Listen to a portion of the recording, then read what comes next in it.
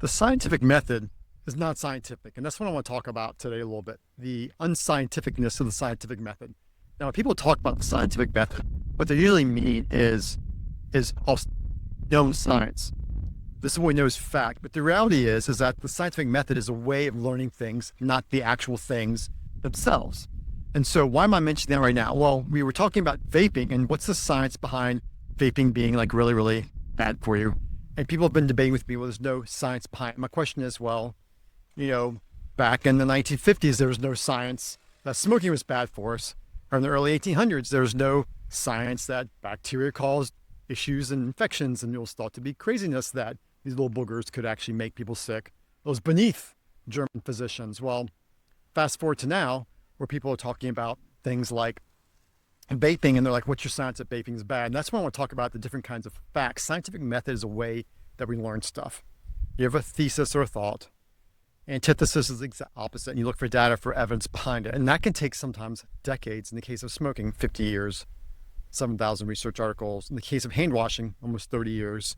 In the case of doing, radical mastectomies for treating breast cancer, that was, that was maybe over half a century we did things like that. So the idea is that how long is it going to take for us to acknowledge that vaping is bad for us? Or maybe better yet, what kind of data or evidence do we have that it's bad for us? And I mentioned before the whole popcorn lung thing, but we're now learning about brain effects of vaping, shrinking size in people's brains. Inflammation, we know the lungs are a big source of inflammation, just like the gut is. You have a gut-brain barrier, you have a blood-brain barrier, you have a gut barrier, leaky gut, you have a mouth, a dental barrier. Got some loud people here. We have a lot of different barriers, and your lungs is a big one. It's where viruses hang out, it's where infections hang out. And inflammation in your lungs long-term can actually result in systemic inflammation. And when you're inhaling burnt petroleum products, glycerin, we talked about glycol alcohol words, a lot of these scents, they can all cause inflammation in your lungs. And this makes biological possibility. We have science behind that kind of stuff. Actually, better lighting here.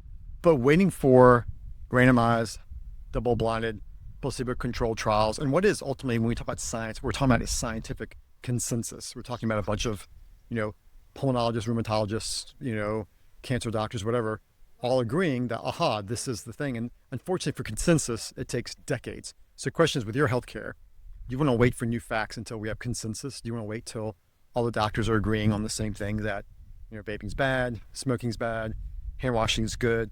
And the reason I'm going through this whole thing is because I actually had talked about this maybe several months ago. I had a lot of negative feedback from people who had used vaping to quit smoking. And the question is, are you changing one thing for a worse thing? And that's my question. Great, I'm glad you quit smoking, but is it actually worse? And that's where working with someone who actually can help discuss these things can be huge for, but also thinking critically for yourself behind, what true science is, what the true scientific method is. And actually, this revolves around everything. I think about the third most common cause of death in our country is medical error.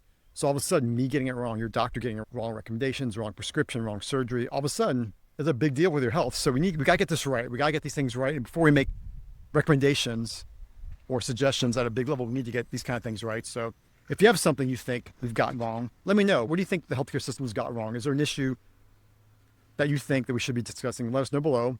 We'll try to walk through some of the things like that. Take care.